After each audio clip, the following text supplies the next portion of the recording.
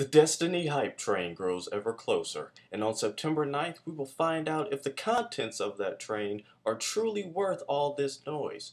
But in the meantime, join me as I go through the top 5 trophies/achievements for Destiny.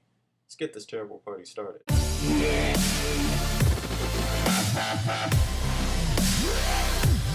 That was funny, and actually an actual train was going by as I did that intro.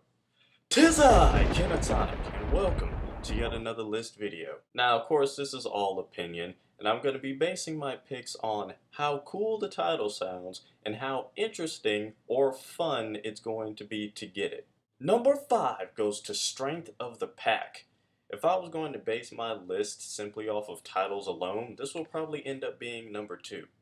But to get Strength of the Pack, you have to complete a strike with a full fire team consisting of only your clan members.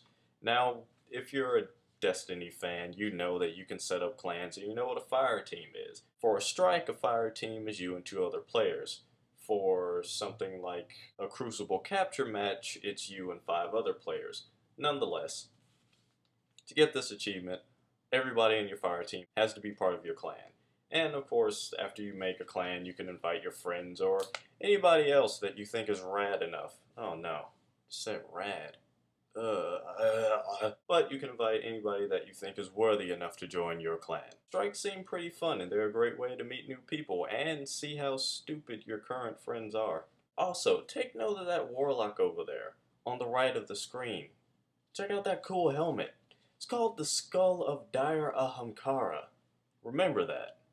It's going to be important later. Notorious. To get this trophy/achievement, you have to earn the maximum weekly Crucible score. Maximum weekly Crucible score is 100. And after all the games in the beta that have been played, I didn't see anybody hit 100. I mean, it takes a while to get these, so don't take this achievement lightly. And given how awesome the Crucible is, it's going to be a lot of fun to try to get this achievement. Notorious. To get this trophy/achievement, you have to earn the maximum weekly Crucible score. Maximum weekly Crucible score is 100. And after all the games in the beta that have been played, I didn't see anybody hit 100. I mean, it takes a while to get these, so don't take this achievement lightly. And given how awesome the Crucible is, it's going to be a lot of fun to try to get this achievement. Excessive Force. To get Excessive Force, you have to register 25 kills in PvP with heavy weapons. You can actually get this achievement/trophy in one Crucible match, if you're pro enough. That was stupid. Heavy weapons are fantastic. Just amazing killing machines. And a heavy weapon, an example of a heavy weapon is, of course, your rocket launcher or your belt-fed heavy machine gun. If you get 25 kills with those, you get this achievement/trophy. And no, it doesn't have to be in the same game. It can be in multiple games, taking you days or weeks to get. But as long as you get 25 kills in PvP, aka the Crucible, with your heavy weapon, you'll get this. This is just going to be flat out fun to get. I mean, there's something satisfying with killing someone with a heavy weapon, but now that you can get an achievement for doing it a lot, just adds extra incentive. Epic Raider. To get Epic Raider, you have to complete a raid on hard difficulty. Now, us Destiny fans know that raids are not going to be easy, but that doesn't mean they're not going to be fun. Raids could take you days upon days to complete.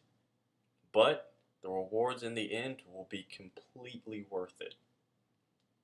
And after you've defeated the most difficult challenge in your first-person shooter gaming career, on normal difficulty, it has a hard difficulty just waiting for you. So, if you can complete this, you will get the Epic Raider trophy/achievement and flaunt it to all your friends, showing off how great you actually are. Or, well, how great your team is. This is probably going to be the most fun trophy/achievement to get, simply because of how complex and difficult raids are being said to be.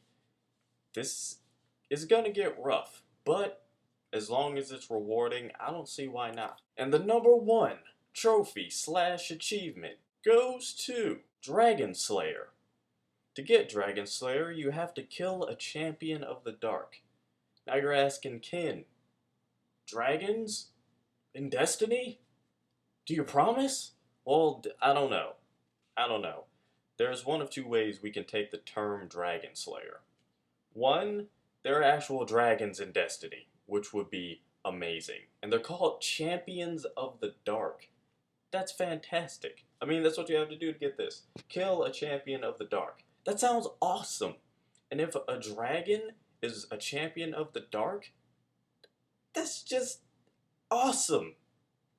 And it says kill a Champion of the Dark, which implies there's more than one.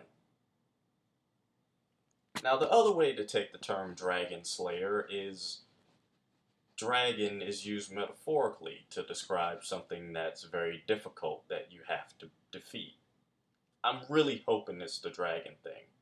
But something is telling me that a Champion of the Dark is merely a gigantic, fallen, cabal, vex, or hive creature that is imbued with the powers of the darkness. That's what I'm thinking a Champion of the Dark is. But we'll have to see. I really hope it's a dragon, but I wouldn't be surprised if it's not, so don't get your hopes up. But now the question is, what exactly is this flying thing? This flying thing makes its first appearance, of course, in the Destiny launch trailer. And the dialogue that comes before we see this flying thing is something along the lines of, and there are creatures out there that you wouldn't believe. So I initially thought this was just going to be part of the skybox, but with that line coming before seeing this creature, we're probably going to have to fight these things. And after seeing this, I started looking at other things that Destiny has shown off in their trailers, which makes me think that these flying creatures might be an actual enemy. For example, check out this awesome screenshot. You see that hunter on the far left?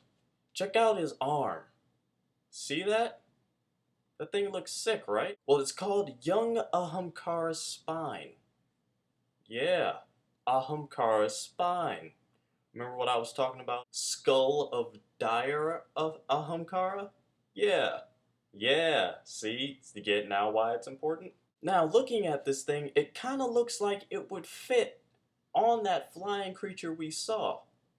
And I mean, the lore on the item doesn't really give us much information. It says, "Give me your arm, O bear mine. Let me help you fill the world with teeth." Now, this doesn't really help us at all, but it does look like it would fit on that dragon thing we saw. And something else, again, pay attention to the wording. It says Young Ahamkara Spine. It doesn't say the Young Ahamkara, which implies that perhaps Ahamkara isn't someone's name. Maybe Ahamkara is the name of the species. Oh! Yeah, Ahamkaras could be those flying creatures we saw. And then again, maybe I'm just reading too much into this, which I more than likely am. I decided to make it number one simply because looking at the rest of the achievements on the list, we can pretty much tell what we're going to have to do to get each of them. They're very straightforward now that we know pretty much everything about the game. But looking at Dragon Slayer, we're 5 days away from the launch of Destiny, and we still don't get what it is. I decided to end on the ship The Birth of History simply because, well, Team Space Bus for life. But it just shows off another example of the awesome stuff in Destiny. And it is so close, guys. It is so close to being in our hands. September 9th, it'll finally be ours. Well, not mine just yet because I'm broke. But I guarantee you I do intend to get this game. So I'll see you Starside Guardians. In the comment section below, let me know the topics that you want to hear in my discussion videos and my lists. And depending on the topic, I'll get to it eventually. I've been Kenatonic, and I'm glad we had this talk.